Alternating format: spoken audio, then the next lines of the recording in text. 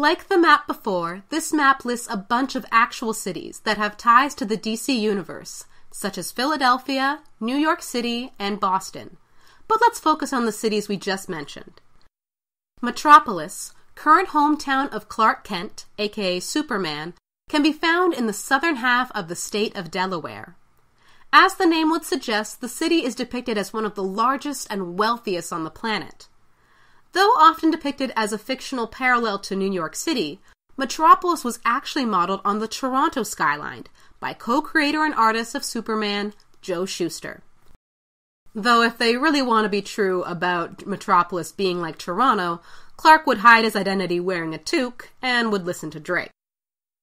On the other hand, Gotham City, home to Bruce Wayne, aka Batman, has also been said to be the DC Universe version of New York, playing gothy emo kid to Metropolis's preppy hipster.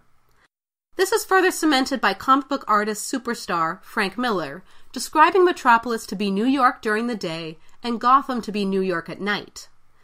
However, since then, Gotham has been mapped out to be a separate city, found in New Jersey. And though it looks to be part of the mainland, the central hub of the city has often been shown to be an island. And with all the crazies living there, it's probably a good idea to keep them off the mainland. Other fictional cities of note on this map are Civic City, Pennsylvania, where you can find the headquarters of the Golden Age Justice Society, while Happy Harbor, Rhode Island, has been headquarters for both the Justice League and Young Justice groups. Not pictured on either of these maps are the cities Bludhaven, National City, New Venice, Fawcett City, and Dakota City. Bludhaven is the new hunting grounds of the grown-up version of Robin, Nightwing, and is also said to be located somewhere in New Jersey, just so he can stay close to Daddy Bats.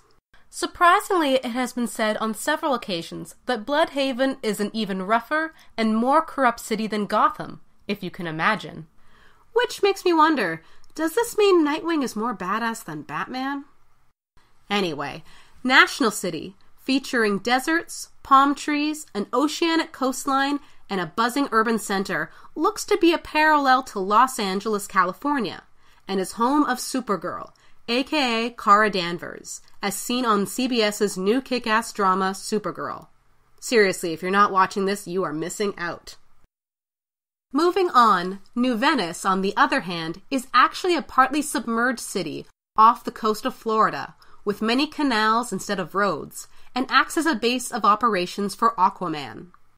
We should also probably mention at this time that part of San Diego is also submerged, though this time completely, creating another base on the Pacific coast for Aquaman and his allies, known as Sub Diego. This once again reinforces the idea that without water, Aquaman sucks.